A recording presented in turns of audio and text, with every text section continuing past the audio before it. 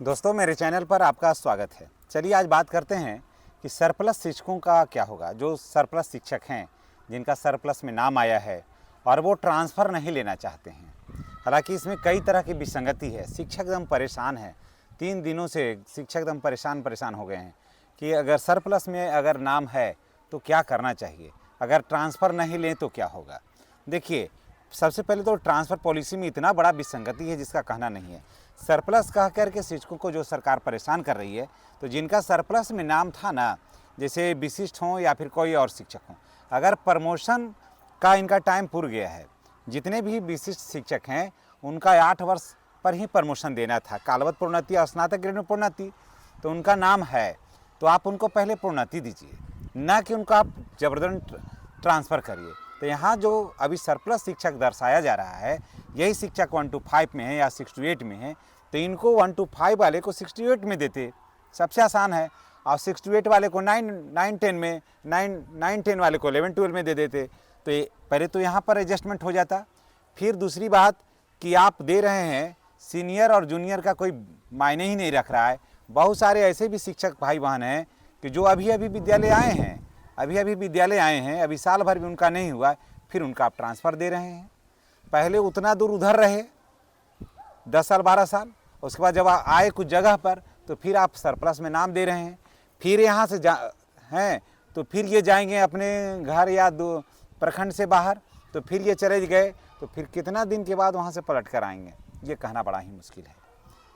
तो मैं यही कहूँगा कि जो सरप्लस शिक्षक हैं, और अगर आप चाहते हैं कि ट्रांसफ़र में नाम है तो चलिए ठीक है, तब आप ट्रांसफ़र ले लीजिए, तब ट्रांसफ़र आप ले लीजिए, ले आए। और सरकार जो कहती है कि अगर ट्रांसफ़र आप नहीं लेते हैं, सरप्लस में नाम है, तो हम आपको जबरन हटा देंगे। तो दोस्तों, ऐसी अभी कोई बात नहीं है। सरकार यहाँ पर अभी फ़िलहाल जबरन नहीं हटा सकती है, इसलिए घबराएं नहीं। अगर आपका इच्छा है कि हम सरप्लस में नाम है और हमारा ट्रांसफ़र हो जाए, तो निश्चित रूप से आप ले लीजिए। देखिए, और सरकार कहाँ क्या कर सकती है ये भी मैं आपको बता देता हूँ। कि मान लिया जाए कि अभी आपका सरप्लस में नाम है, ठीक है, और अभी आप ट्रांसफ़र नहीं लेना चाहते हैं, या फिर सोच रहे हैं कि हमको 6-7 साल तो नौकरी है तो कहाँ जाएंगे, हम नहीं जाएंगे, और आपने सक्षमता परीक्षा दे दिया, सबसे बड़ी गलती तो यही हो गई, तो खैर छोड़ दीजिए। तो आपका सरप्लस में नाम है ना। तो सरप्लस में नाम है तो क्या करना है यहाँ पर कि अगर 30 स्कूल का ऑप्शन है और अगर आपके अंदर ये चाहत है कि हम ट्रांसफ़र ले लें, तो आप निश्चित रूप से आप इसका ट्रांसफ़र आप ले लीजिए। समझ गए, ट्रांसफ़र आप ले लीजिए। और अगर मानते हैं कि हम सरप्लस शिक्षक हैं और आवेदन नहीं करते हैं, तब क्या होगा। तब देखिए, वैसे में देखिए यही स्थिति है कि लास्ट में जब सामान्य ट्रांसफ़र होगा ना, तो जो सीटें खाली रहेगी, जहाँ सीटें खाली रहेगी, तो जो सरप्लस में जिन शिक्षक का नाम है, तो वही शिक्षकों को वहाँ पर डाला जाएगा। लेकिन दोस्तों, इतना सरप्लस शिक्षक है ना कि कितना को डाला जाएगा वहाँ। इसलिए अगर सरप्लस में हैं आप और नाम है और ट्रांसफ़र आप नहीं लेना चाहते हैं, तो कान में तेल डाल करके पड़े रहिए। अभी विभागीय या फिर कानूनी कार्रवाई तो नहीं होगी, हाँ, ट्रांसफ़र करेगी सरकार, जहाँ मन होगा वहाँ ट्रांसफ़र करेगी। ये पॉलिसी में है कि ट्रांसफ़र होगी, तो जो होगा तो फिर देखा जाएगा। ऐसा नहीं है कि अगर सरप्लस में नाम है तो आपको जबरन आपको एकदम ट्रांसफ़र दे ही देगी सरकार। अभी फ़िलहाल तो सरकार हाँ जबरन देगी ट्रांसफ़र, जब सीटें खाली रहेगी ना, तब वहाँ तो जाना पड़ेगा। जब ट्रांसफ़र पॉलिसी जब समाप्त हो जाएगा, और ऐसा नहीं ना है कि किसी विद्यालय में 2 शिक्षक हैं या किसी विद्यालय में 8 शिक्षक हैं, तो ऐसी स्थिति में सरप्लस जो शिक्षक रहेंगे ना, तो उनको तो जबरन फिर सरकार वहाँ से हटा देगी। इसमें तो कोई दो राय नहीं है। लेकिन सबको हटा देगी ये कहना मुश्किल है। सरप्लस शिक्षकों की संख्या ज़्यादा है और रिक्तियों की संख्या काफ़ी कम है। उसके बाद फिर TRE 3 की वैकेंसी आ रही है, फिर ये शिक्षक उसी रिक्ति पर न जाएंगे। तो इसलिए अगर आप सरप्लस शिक्षक हैं और आपका मन है कि हम ट्रांसफ़र ले लें, तो 30 विद्यालय का ऑप्शन है आपके पास।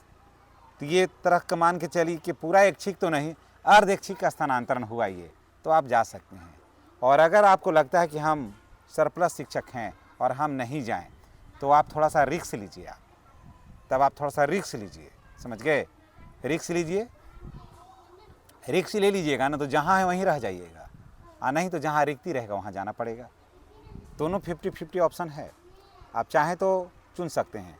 और ऐसे 30 विद्यालय का है तो आप अपने स्कूल के आसपास का 30 विद्यालय आप देख लीजिए, जो सबसे बेस्ट लगता है 30 विद्यालय उसको देख लीजिए, तो आप निश्चित रूप से आप चले जाइए।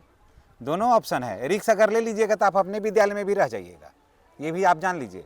अगर आप 100% रिक्स लेने के लिए आप तैयार हैं तो आप अपने विद्यालय में रह जाइएगा, समझ गए। 80% संभावना है, 20% संभावना है कि सरकार फिर कहीं भी आपको फेंक सकती है।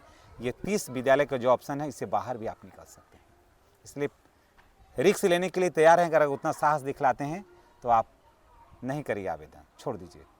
और आपको लगता है कि दूध कितना ओलझोल करेंगे, चलो नौकरी करना है कहीं भी जाएंगे, तो आप आवेदन कर दीजिए, क्योंकि ये इसमें श्योर है कि आप इसी 30 विद्यालय में जाएंगे, लेकिन इसके बाद श्योर नहीं है कि आप कहाँ जाइएगा। कहीं भी आपको उस ज़िले में किसी भी विद्यालय में आपको फेंका जा सकता है, लेकिन फेंका जाएगा तो सरप्लस शिक्षक को ही फेंका जाएगा, दूसरे किसी पर भी अभी सरकार हाथ नहीं लगाएगी। चलिए इसी के साथ हम आपसे विदा लेते हैं। नेक्स्ट वीडियो में हमारी और आपकी फिर मुलाकात होगी। चैनल पर नए हैं तो चैनल को सब्सक्राइब करके बेल आइकन को जरूर दबाइएगा। धन्यवाद।